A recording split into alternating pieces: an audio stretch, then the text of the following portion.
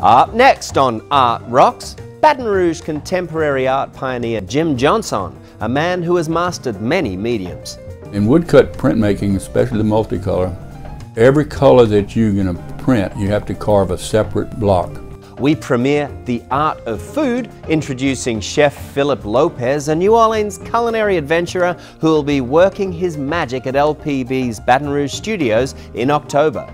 Plus, how do you weave a culture into costume? Stay tuned to find out on Art Rocks.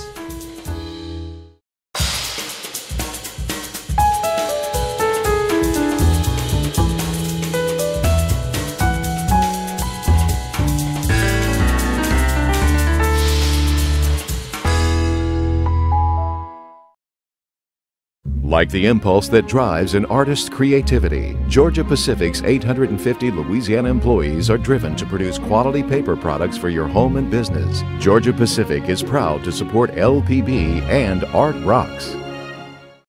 And by Lamar Advertising Company, proud to support the arts and Art Rocks. Headquartered in Baton Rouge, Lamar's 461 Louisiana employees have been helping brands and businesses reach their customers creatively for over 100 years. Art Rocks is made possible by the Foundation for Excellence in Louisiana Public Broadcasting and by viewers like you. Hello, art lover, and welcome to Art Rocks with me, James Fox Smith, publisher of Country Roads magazine. If you don't already know Jim Jeansonne, it's time you met this Louisiana original who has spent more than 6 decades pushing back the boundaries of contemporary art in Baton Rouge, be it painting, woodcuts for printmaking, or creating sculptures of bronze and wood. Back in 1965, Jeansonne was one of 8 young artists who launched what evolved into Baton Rouge Gallery. And when you look at his collection, you begin to understand why the institution has endured to become the oldest continually operating public gallery in the country.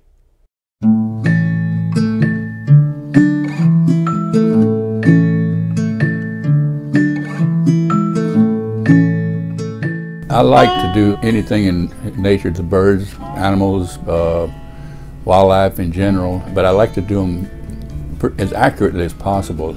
I'm very interested in the human body because I was majoring in zoology, and I even went up to comparative anatomy, which is a pretty tough course, and it compares everything, all animals up to the human body in everything from nervous system to the musculature and bones, everything. And so when I changed over to art, I pretty much kept the anatomy correct if I could. In woodcut printmaking, especially the multicolor, every color that you're going to print, you have to carve a separate block. It has to be designed for that color, whether it be the black block or the blue block or the red or the yellow, whatever. And you have to have a way of registering all these blocks so that when you print one color, you can take the sheet off and hang it to dry. The next day come with a different block, a different color, and lock it in place with this framework that I have, and put the sheet back in exactly the same position it was before to print that color. Most of them are around 3 or 4 different blocks. 4 is the most common. I've got my wild turkey print. I had to use 7 different blocks for it. That was a lot of carving because my blocks that I'm doing these large prints with are 24 by 32. I do some single color every now and then, usually black. I love doing the bronze sculptures. That's the additive, and you can create and do whatever you want. The bronze is the lost wax method. You create your art in wax. After you have the wax figure, you then cast that in a mold, and in such a way that you can take the mold apart and make reproductions of the wax. It takes a long time and quite a bit of money. Every time I cast one of these pieces of bronze, you're talking about $700 to $1,000 just for the casting for me because I don't have a foundry. Plus I have to do all the chasing and finishing it and patinaing it and even mounting it on whatever. The rocking horses, that's something I started. I had to cut the pieces out and then put them together, you know, for the legs, everything, in such a way that, especially on the first one I did, because I didn't paint the first one, I just used it.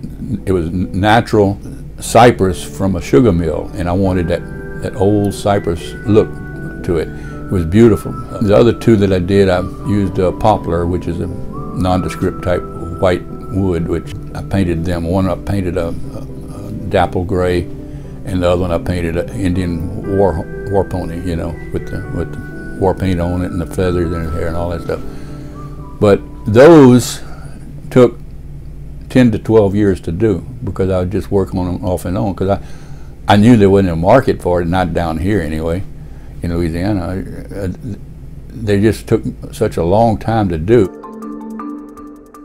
Same with decoys.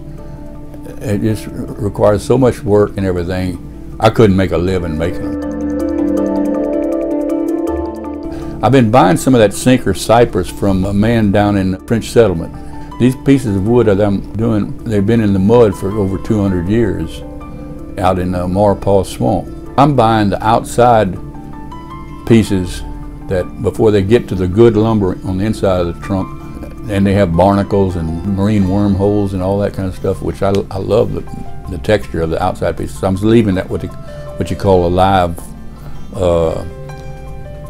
texture on the outside of my pieces, and I'm carving into the beautiful wood that's on the inside, and I'm just loving that wood. I've always been drawing all my life.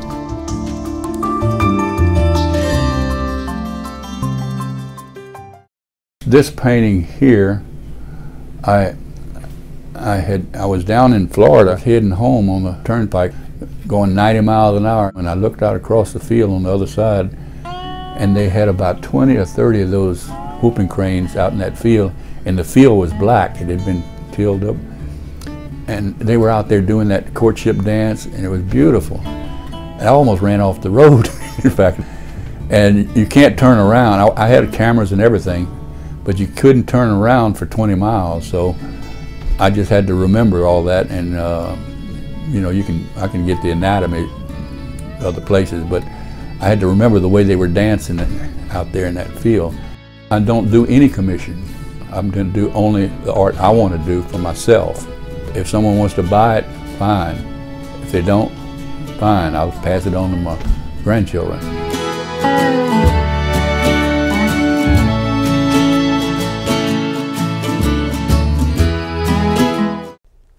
LPB and Country Roads have something special for you this fall. Welcome to The Art of Food, a new project that explores what happens when a renowned Louisiana artist joins forces with one of the state's best-known chefs. Chef Phillip Lopez is owner of the award-winning restaurants Root and Square Root of New Orleans. He talked with us about the culinary philosophy that fuels his passion for cuisine. For me, growing up, you know, my parents would make me food, and you would sit in that booster chair and you'd kind of just eat it with your hands and kind of throw it on the floor. You know, my parents weren't too happy about it, but me as a child, I didn't have a care in the world. So I always try to bring people back to that time where there was just no rules, no regulations. It was just all fun. We eat for so many different reasons. We eat food when we're happy, when we're sad, when we're angry, when we're mourning, when we're celebrating. So, you know, when we come to the restaurant, we always want to make sure that we can bring you and transport you to that place where you're a child and there's no problems, no worries. It's all about fun and it's all about food. As diners, we have so many different experiences we have when it comes to food. And when you come to a restaurant, you're going to eat with your eyes first. So when dishes and plates are delivered to the table, you're obviously going to see it.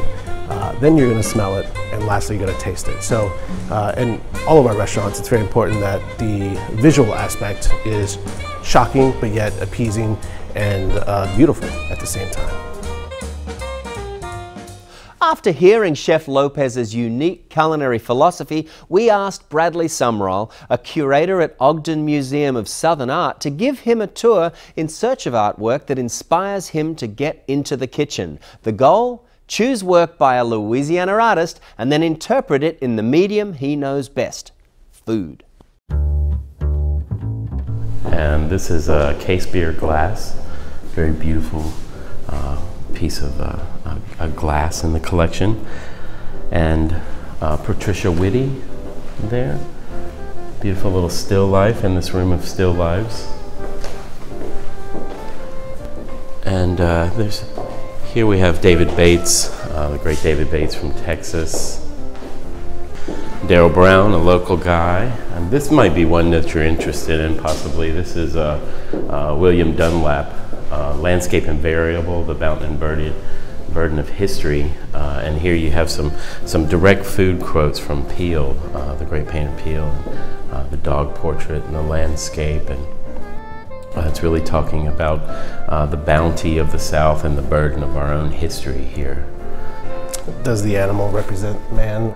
The dog in Dunlap's paintings always is a stand-in for man, and this is what he calls his political dog because he can show you his face and his behind at the same time. So, and this is Sharon Cap Revo from Texas, another landscape that's really built out. The surface is built out. She's a Sicilian artist from Houston, but this is actually Idaho. This is an Idaho landscape.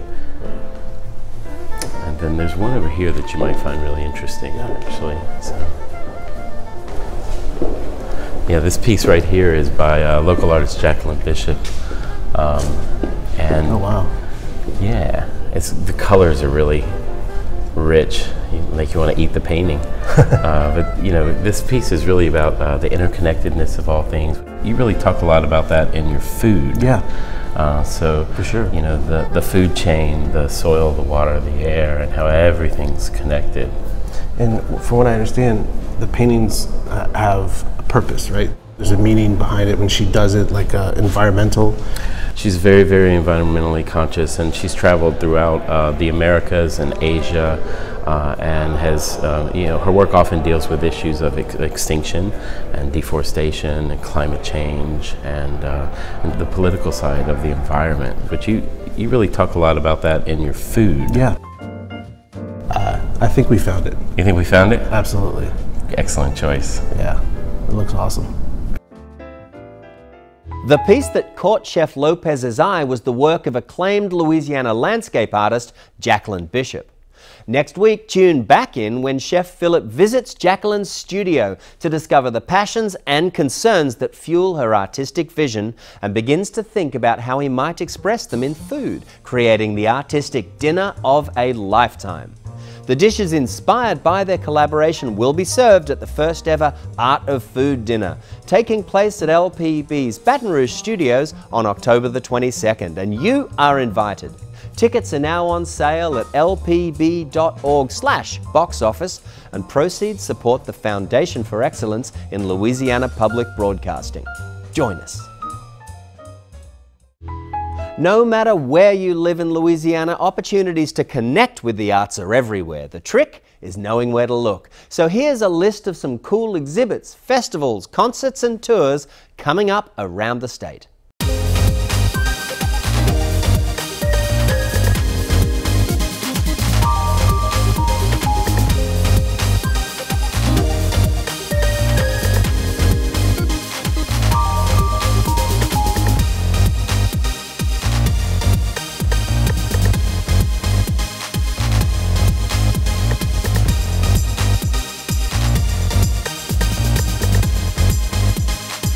To learn more about these and other events in Louisiana, keep your eyes peeled for a copy of Country Roads magazine.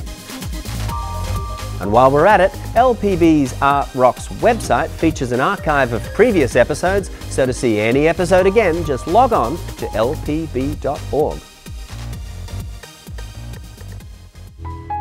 Getting out of town for a bit, we went to Cape Playhouse in Dennis, Massachusetts to experience their production of Cabaret. Kim David Smith, a cabaret veteran of New York City stages, gave us an insider's tour of the show. Here in this well-worn club, a delirious, freewheeling frenzy of song, sex, and sensation.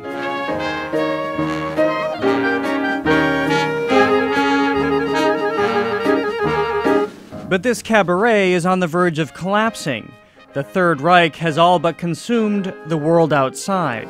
If you could see her through my eyes, you wouldn't wonder at all.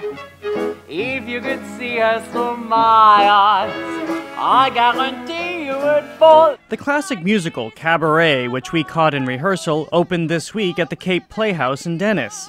Its star, playing the MC, is one of New York's hottest real-life cabaret acts, Kim David Smith. I'm talking about a night in Rotterdam, where the right night people of all the town would do what they could in the night neighborhood of Black Max. Cabaret is, I think, one of the most ephemeral genre of performing. It can be whatever anybody says it is. It's drag, it's highbrow, it's lowbrow, or it's like me deeply investigating Weimar Republic culture and interjecting Kylie Minogue and the Supremes in sneaky ways. The Australian native has been fascinated by cabaret performance since he was a teenager, and his father gave him a Marlene Dietrich biography.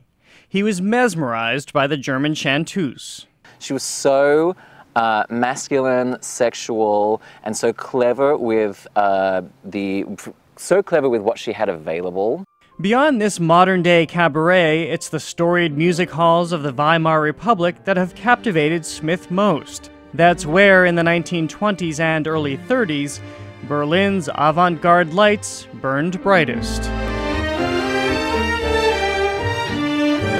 The scene was kicking with swing dancing, high-flying acts, and jazz. Censorship was out, satire was in. And in this free and easy circle, female, black, and gay performers could take center stage. It was relief for a city dispirited by post-war financial strain, political turbulence, and poverty. But the era was short-lived. Hitler's rise brought the Weimar down, having crushed civic and artistic freedom. A few years after the Allied occupation of the city, cabaret came to Hollywood. Berlin-born Dietrich resurrected the nightclub culture for the big screen in A Foreign Affair. For in this crazy paradise, you are in love with me. Today, the gender-fluid Smith dons Dietrich's signature top hat for his cover of Illusions, a tune written specifically for the songstress. They were lovely illusions, towering high, built on the sand. I think a lot of transmitting a song is about spell casting. It's about magic and really like conjuring images in people's minds, but also drawing them in with incantations and things. It's what brought him here to the Cape Playhouse, a storied theater celebrating its 90th anniversary this year. Known as the place where Broadway goes to summer, the Playhouse employed Bette Davis as an usher before she landed on its stage.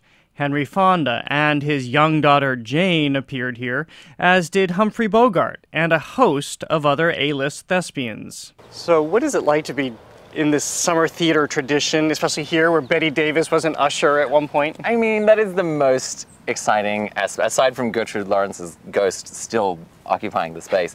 I can totally, it's the land of 40,000 gazebos. Cabaret is the show Smith has always yearned to play. Lips cross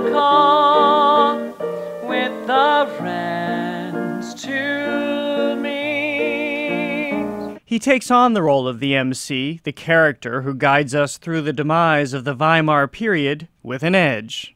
Who is the MC in the musical Cabaret? Well, nobody knows, and I like to keep it that way. I like to preserve his mystery. Sometimes I'm like, well, he's a day laborer who then likes to put on a little kerchief and dance with gorillas in the evening, and or I think sometimes he's like a vampire or a ghost, and he just shows up when the sun goes down. Well, what we do know, for the cabaret artist playing the cabaret MC, he's a master.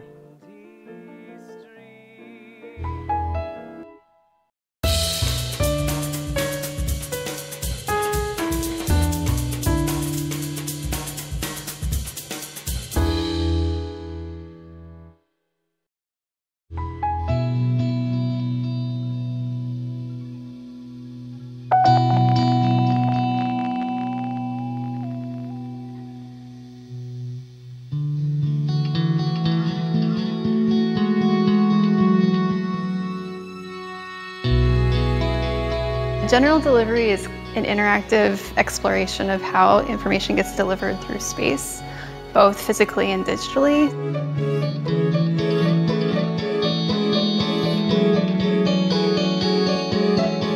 It's really a project in two parts. Where a lot of people begin is by writing a note and sitting at this desk and creating this physical form of communication. When you write a note, you put it through a mail slot and press a button, and there's a little camera that takes an image of it and uploads it to the internet.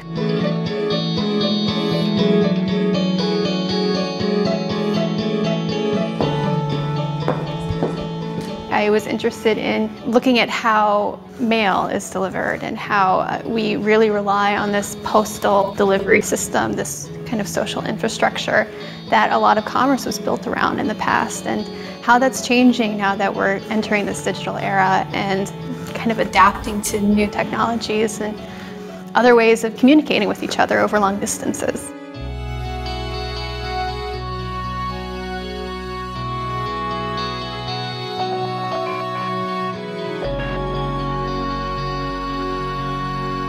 You know, I try to make it pretty non-explanatory, and people figure it out and they feel a little bit confused and a little bit disoriented, but I think that's really good. I think that really speaks to what I was trying to accomplish with this.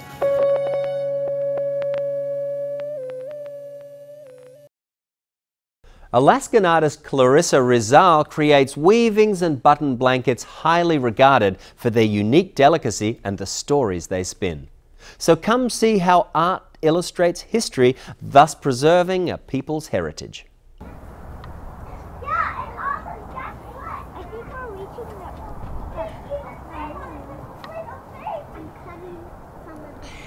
Okay, how about they get their trail?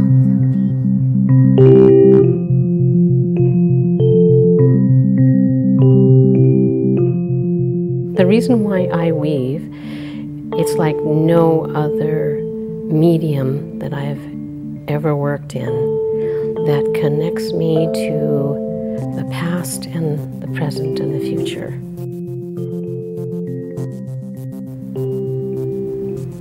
I take the fiber from an animal and a plant.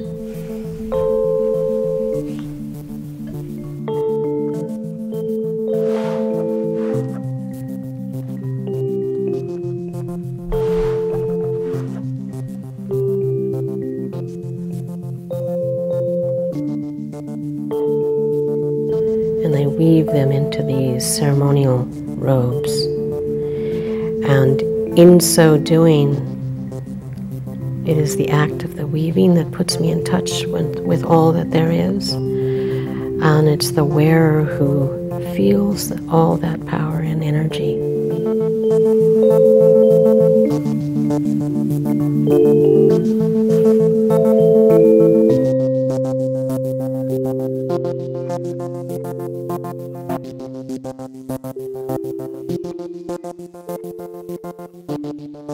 Our art was depicted in everything.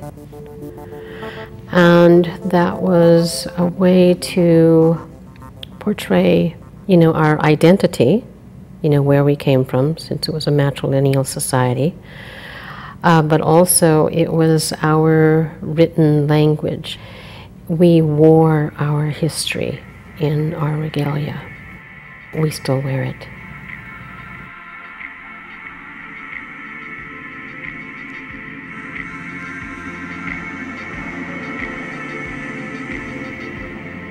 We didn't have a written language. It was all oral, translated, passed on from generation to generation.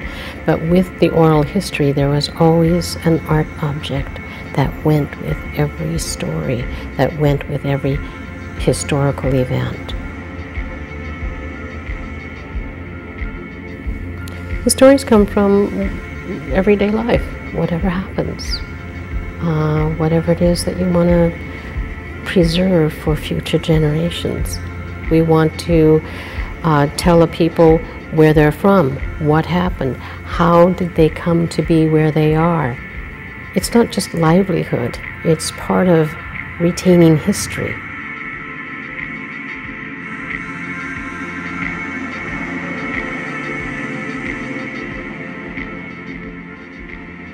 call this piece Resilience. And it's Resilience Cat Robe. And what that is, it's a visual document of the ability of a people to adapt to outside forces that came into the culture. In that image, you'll see the foundation of our clan system, the eagle and the raven in the center. And then there's the outside influences. Within the eagle and the raven, you'll see the Alaska Native Brotherhood, A and B, and the ANS. And these civil rights groups gave flight to the rights of the indigenous people. And then at the bottom is the tail. And what that represents, it's the Sealaska Heritage Institute logo. And they are now the present day rudder as far as helping to retain and perpetuate the Native cultures in present day Western society.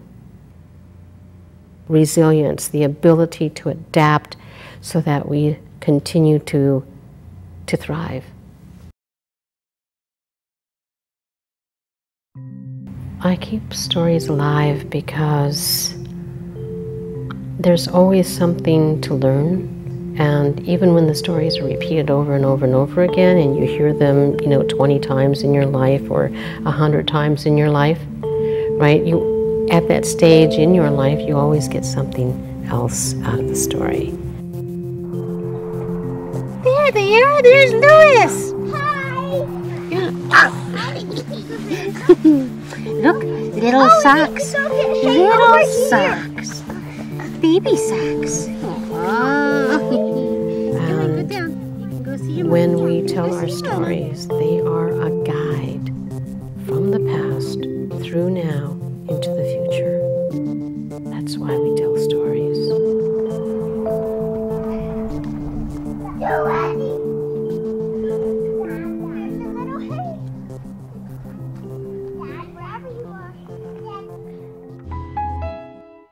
And that is that for this edition of Art Rocks. But not to worry, you can always find episodes of the show at lpb.org/artrocks. And if that's not enough, Country Roads magazine makes a great resource for finding out what's going on in all areas of the arts all around the state. So until next week, I've been James Fox Smith, and thanks for watching.